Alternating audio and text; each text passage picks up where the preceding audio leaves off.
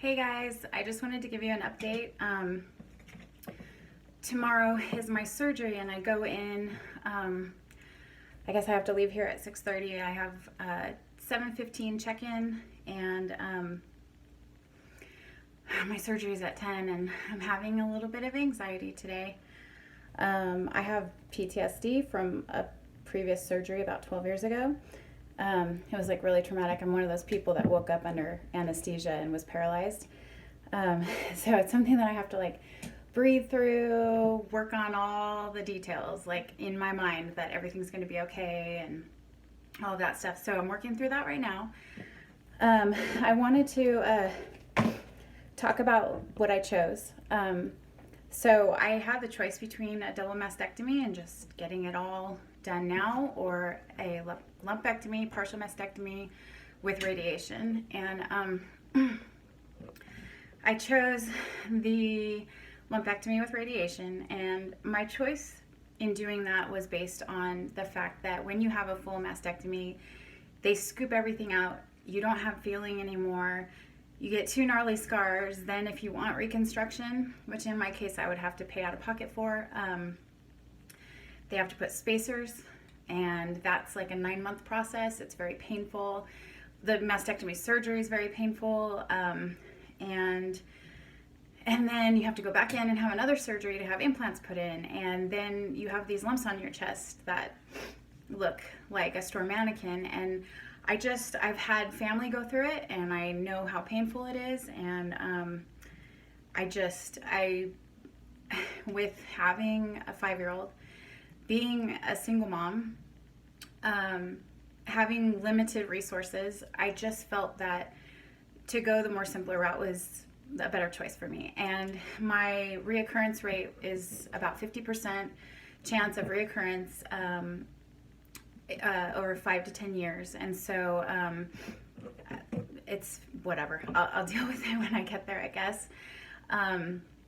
But I'm not thinking like, I don't want to think like that. They told me those facts. However, in my mind, the way I see it is that I believe in the power of prayer. I believe in positive thinking. I believe that when we continue to think that we are healed, that our body can heal, and I believe in prayer. I just think it's powerful. I've seen it, and I'm believing it for myself. I have gone through a lot in the last 8 years since my divorce. I was a full-time mom for 16 years, and full-time mom for 26 years now, but at that time I had been a mom, and that's what I was really good at. And when I found out I was getting a divorce, suddenly I had to be the mom, the dad, the provider, everything. And it's been really stressful. And I think that even though in my case it's genetic, we do have a cancer mutation in my family. We don't have BRCA or Lynch. We have a different type of mutation. It's still a lot, it's unknown.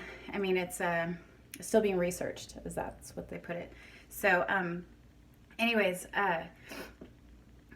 even though it's genetic, we still have to pay attention to what we're putting in our body, the amount of stress that we go through. And I have had a very stressful life. It's been really hard to be everything for my kids, and I sometimes fail at it, and we're not perfect, but I do the best that I can. And I'm, a hairstylist. I've been doing hair for 25 years. I love what I do. I'm like a counselor and a beautician at the same time, making people feel good about themselves, being a sound ear. But I'm also a very sensitive person, so I do get a lot of sad stories in my chair. Sometimes I have a bad day, and maybe the hair doesn't turn out as perfect as I'd like it to, and it causes me a lot of stress because I'm such a sensitive person. So those are little things that, even in my work, what I love to do, what I'm pretty good at, you have those downtimes, and you just feel horrible when you can't do or, give somebody exactly what they want. And it's something I've had to work on a lot, because I used to be such a people pleaser, and I think that it's taken me a long time to realize that I can't please everybody all of the time, including my kids. So anyways, that's just a tiny bit of backstory of, some of the stuff I've gone through, and why I feel like I'm making the choice that I made for my surgery is a little less recovery time. I mean, a mastectomy, a double mastectomy is a really gnarly surgery, and I just don't have the support that I need in order to do something like that. So yeah, that's why I chose that. And they're going to go in, they're going to take off the top left portion and the surrounding areas. They're going to take out a healthy margin of tissue. They're going to radiate it then and there, and then I'm going to go a couple days later, meet with my oncologist, go over that plan. They do want to put me on tamoxifen for the rest of my life. I don't know how I feel about that, but my cancer is double positive, so it's progesterone and estrogen fed. And what the tamoxifen does is blocks the receptors so that the cancer can't feed off of estrogen or progesterone. And so it's something I'm having a really hard time deciding on, because I know I need it, but I also have a holistic background too, and I really like the idea of just keeping all of the free radicals out of my body that I can, and taking care of my body, a lot of phytonutrients and anti-cancer foods, and that's kind of my game plan. So I'm wondering, I need to do more research on it and find out exactly how I feel about that. So I haven't made a decision on that yet. So anyways, I just right now focusing on the surgery tomorrow. I will keep you guys updated. I'll probably post like the day after my surgery or something, because I know me with surgery, I don't handle pain very well. So I mean, I could try to post something tomorrow after the surgery, but no promises, because of how I am pretty much usually a mess. So but maybe I won't be, and maybe I'll get to get on and tell you guys, wow, that wasn't as bad as I thought. But those are just thoughts that are going through my head right now.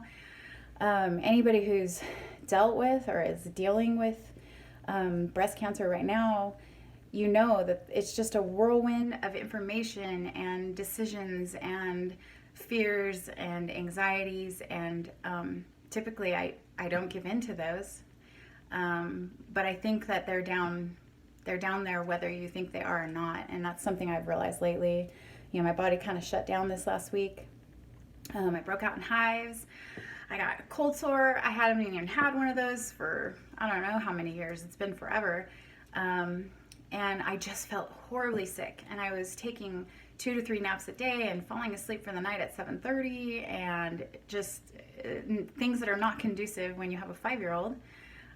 So yeah, it's been rough, but I'm coming to terms with all that. And I also, if you're just new to this, like I am, where it's only been a couple months since my diagnosis, it's overwhelming. They give you so much paperwork about your feelings, and you can tap into this resource and that resource, and the Cancer Institute has this and they have that, and you go and you try to look at all these things, and it's so overwhelming. And what I'm finding is working for me is just deal with one thing at a time. Kind of just focus on my little guy, because he needs me, and my girls too. I mean, they're 16 and 20, and they still need me, but they're also trying to help me. So I'm trying to just focus on that. And then I have a really good friend out here who's been, I didn't know I needed button-up shirts. Apparently I'll be wearing button-up shirts for a little while, because you can't use your arms the same, and you have to wear this corset thing. And so my friend took me out, got me some shirts and some sports bras, which I'll be wearing after I get out of the corset. So there's just a lot of little things like that you just never would have thought of, and all of a sudden you're faced with new realities and new things that you need to have on hand. And so I'm thankful that I have her, because she's really helped me a lot. And we joke around. We don't even talk about cancer when we're together, and I love it, because I don't want to talk about it. But there are times where I do need to talk about it and get it off my chest and cry a little or whatever it is. But for the most part, I prefer to just hang out, have a good time, and act like my life is completely normal, like this never happened. And it's not so much acting, it's just enjoying what we have today.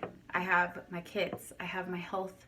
Yes, I have an issue with my health right now, but it's not the end all end all. And so I can still enjoy things like going on a hike and, you know, having a conversation with a good friend, whatever it is. Those things are what are keeping me going right now. And so I just kind of wanted to bring that up because it's a big deal when you're faced with something as big of a word as cancer. And in my family, it's touched every woman as far back to my great-great-grandmother. That's how far we know. So everybody's been touched by it. It's a big deal in my family, and I think that maybe that gave me a little bit of a heads up, just knowing that it could always possibly happen to me. But I'd really tried to keep it from happening, but it ended up happening to me anyways. So just wanted to like kind of throw my thoughts out there right now because I know, I'm not good at communicating when I don't feel good. I'm really good at encouraging people. And so it's really hard for me to do that when I feel like, I don't even know how to handle people encouraging me right now. I love it so much. It's like, wow, this is amazing. The outpouring of love has it brings me to happy tears because I need it so much. But it's also a hard position to be in when I'm the one who likes to help. I'm the one who likes to encourage, and now I need that. So, make sure if you're going through this that if you're anything like me, that you just let people do for you. Let them take you out for coffee. Let them, joke around with you, whatever it is. Try not to allow that heaviness to come in and take over, because that's not going to help you. It's just going to weigh you down. And so try to focus on the positive things and enjoy the people around you and your family. And that's kind of all I got to say. So anyways, thanks for listening. I'll keep you posted on how my surgery goes, and just prayers and loving thoughts my way. I appreciate them. And if you're going through this too, I send the same to you. And I pray for everyone struggling with this right now. It's a hard thing to do. So anyways, wish me the best, and I'll be back in a couple of days. Okay, thanks.